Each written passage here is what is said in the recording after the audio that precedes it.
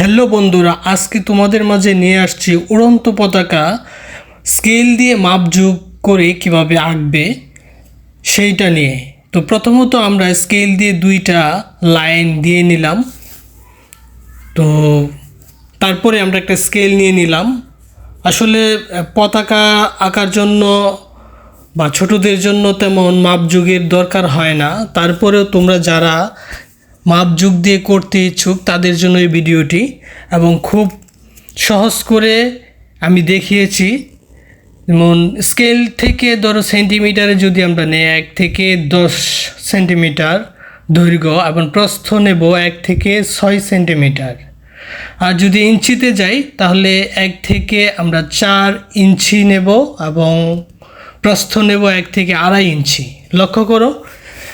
তো এইভাবে আমরা চাইলে করতে পারি, এবং আমার এই ভিডিওটি আশা করি তোমাদের খুব সহজ মনে হবে এবং নিজেরা বাসায় বসে বসে আঁকতে পারবে। তো এইটা হচ্ছে আমরা শুরুতে 4 ইঞ্চি নিয়ে নিলাম দৈর্ঘ্য, প্রস্থ 2.5 ইঞ্চি, 1 থেকে 2.5 ডট দিয়ে নিলাম। কারণ অনেকে ডিরেক্ট স্কেল দিয়ে লাইন টেনে ফেলে, হয়তো মিলাইতে পারে না অনেক সময়। তো মিলানোর জন্য ডট দিয়ে নিলে শুরুতে, তারপরে সহজে মিলে যায়। আমি ডট দেওয়ার পরে মাপ যোগ দিয়ে যোগ করে নিলাম। যোগ করে নিয়ে তারপরে তোমরা যদি মনে করো যে এটাকে একটা মুখা বা কোনো কিছু গোল দিয়ে করে নিতে পারো।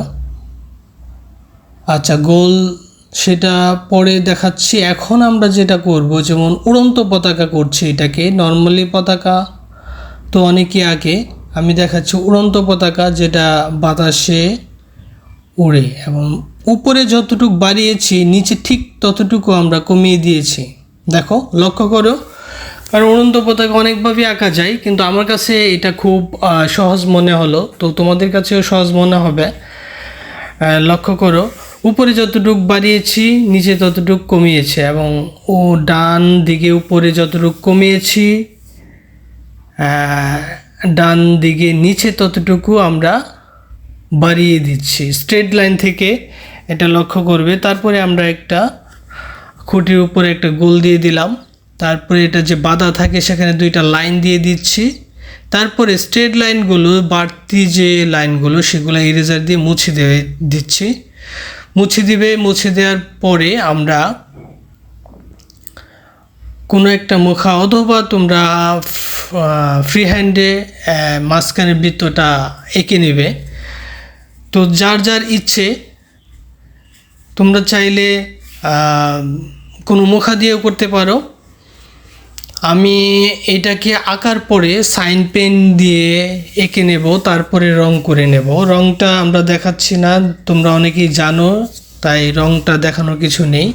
তো এটা আমি দেখালাম, মুখা দিয়েও করতে পারো, অথবা আমি ফ্রি হ্যান্ডে ড্রয়িং করে নিচ্ছি। যেহেতু উড়ন্ত পতাকা এত মাপযোগের দরকার নেই, মোটামুটি একটু আঁকাবাঁকা হলেই আরও ভালো হয়। তো আশা করছি ভিডিওটি তোমাদের কাছে ভালো লাগবে, এবং আজকের পর থেকে অবশ্যই এটা দেখে তোমরা উপকৃত হবে, এবং অবশ্যই রবিন ফাইন আর্টস একাডেমিকে সাবস্ক্রাইব করে পাশে থাকবে।